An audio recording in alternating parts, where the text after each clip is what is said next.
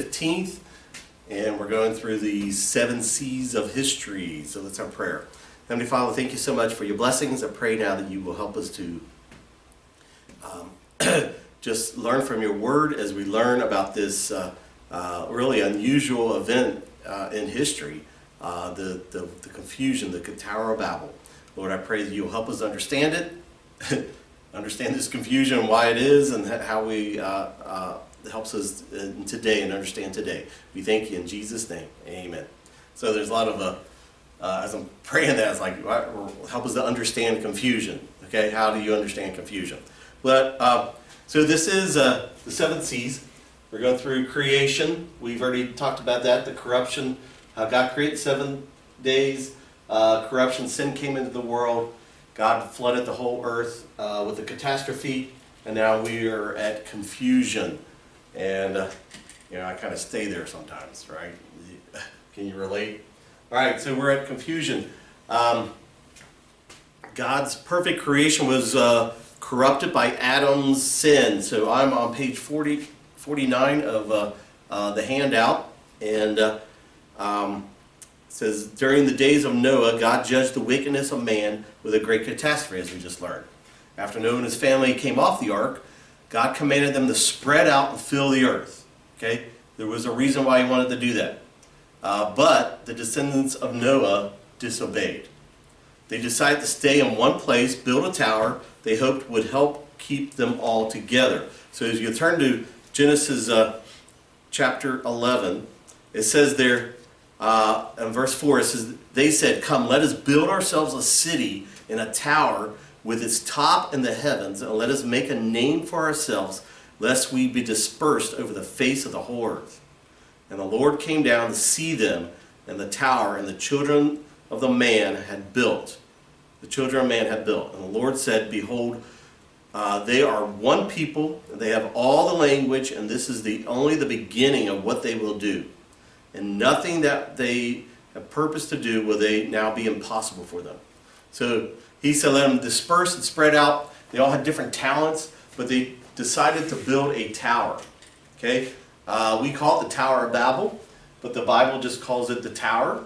And it's, where is it located? In Babel. And the whole earth was with one language, so they were able to do all kinds of things because they could communicate. Today, communication is what limits us sometimes on what we can do, right? I experience that even with English and talking to people. Sometimes you think you're using plain language to explain something, but they get something else out of them what you said. So with languages being different, there's lots of confusion as they were building this. So they all began to speak in different languages, and they couldn't understand each other. So because they disobeyed God's command to spread out and fill the earth, God put a confusion within them. So really within this languages, and because they began to disperse, and let me read on. It says, God said, come, let us, there's that plural again because of the Trinity, go down and there confuse their language so that they may not understand one another's speech. So the Lord dispersed them from there over the face of the earth, and they left off the building of the city. Therefore its name was called Babel, because there the Lord confused the language of all the earth, and from there the Lord dispersed them over the face of all the earth. So another thing that goes along with this is, to maybe look, is that if we are all descended from 2 people, where did the races come from? Okay, you might hear a lot about races. Where did that come from? Well, we know that there is really just one race. Did it come from 1, 6, 8, more than 10, or it doesn't matter? Well, there is only one race. Adam and Eve were the first parents. Then their sons and daughters came to Noah, and his sons and their wives were the ones who started the next set of people, because everybody else had died during the flood of Noah. And then the people of Babel, the Tower of Babel, then spread out throughout the whole world. And he has made from one blood every nation of men to dwell on the face of the earth. So there is really only one race, the human race. And we all have different qualities to us as far as outward physical features, but then we're the same, really. But outward, we have different things. I hear this one a lot. How can there be so many races in the world if we are all descendants of Adam and Eve? Well, check this out. First off, let's talk about the word race. Sometimes when people use the word, they mean supposed races of people who have evolved at different times, rates, and in different locations. That's not true. Of course, the word race is also a term we use to distinguish between groups with different physical traits, namely skin color. But are there really different races? Take a gander at Acts 17:26, where it is written that God, from one man, made every nation of men. It's clear then that the Bible teaches that there is one race, the human race. The Bible is also clear that all people on the earth are descendants of Adam and Eve who were created by God. Check Genesis 1:26 through 28. Easy enough. God created two people in his image, male and female, and told them to increase in number. So, Adam and Eve are mom and dad of the human race. Then, their children had children, and those children had children, and so on and so forth for many generations until, according to Genesis 6:9, the world's population was reduced to 8 people who were protected inside an ark during a global flood. And those 8 people later walked off the ark, and according to Genesis 9:19, from them came the people who were scattered over the earth. Oh, wait a second. What do I mean scattered? Well, jump over to Genesis 11 and let's talk about an event known as the Tower of Babel. Basically, because of the sinful actions of the descendants of Noah, the Lord confused their language and scattered them from there over all the earth. That's pretty clear and concise. Okay, so we've got lots of people who are descendants of the 8 folks who came off the ark, and now they have been scattered all over the earth. That explains that we are still one race and that different groups of people ended up in different locations. But how do we get a bunch of different colored people if we are all one race? Well, follow along. This, of course, is a simplified explanation, but the basic principles are true. We all have a pigment in our bodies called melanin, which, depending on different variables, produces different shades of the one main skin color we all possess. Several genes control the amount of melanin produced and thus the variability in the skin shade. In fact, it's easy for one couple to produce a wide range of skin shade variability in just one generation, as we'll see in just a moment. Time for a quick genetics lesson. DNA is the molecule of heredity that is passed from parents to children. A child inherits 23 chromosomes from each parent. Each chromosome pair contains hundreds of genes, which regulate the physical development of the child. However, to illustrate basic genetic principles pertaining to the topic, we'll just talk about 2 genes, the genes that control the production of melanin. So, let capital A and capital B symbolize versions of the gene that code for large amounts of melanin, while little a and little b code for small amounts. Got it? Easy. Check this out. Take a look at the upper left. Let's say dad contributes capital A, capital B genes, and mom contributes capital A, capital B genes as well. Together they will produce a child with capital A, capital B, and capital B. This is a kid with a lot of melanin, and thus he will have very dark skin. Easy to see. Here's the bigger point though. Let's say dad contributes capital A, capital B, and mom contributes little a and little b. Well, the child's skin will be middle brown shade, the combination of capital A, little a, and capital B, little b, which, by the way, represents a majority of the world's population. Not only that, but if each parent is capital A, capital B, little b, the combinations that could be produced in their children could result in a very wide range of skin shades in just one generation. Ooh. So, since Adam and Eve were the first people ever, it makes sense to conclude that God placed in them a combination of genes that could produce all different shades of skin we see. Those same combinations would be present in Noah and the 7 other people who boarded the ark.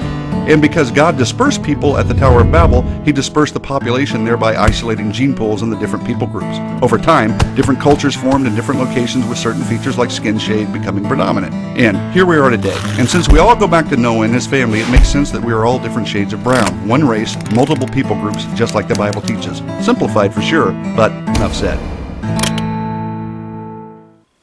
Look on page 50. It says something I think is kind of interesting. The cavemen. You've heard of cavemen. Was there cavemen? Okay, you watch the Geico commercials and stuff. There was cavemen. Well, who are the cavemen? Well, they're just people who lived in caves. Okay, they weren't prehistoric people in the evolutionary chain.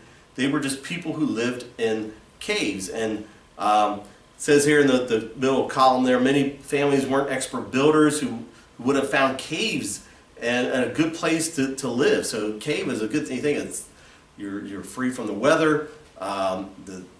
You could have a place of storage. There's some fascinating things that you could do in caves and help protect you from wild animals and things. So they they lived in these caves, and it shows there the man drawn on the walls. There are a lot of drawings on the walls, right, that they were artistic, perhaps. Well, they were, because we have the evidence of that.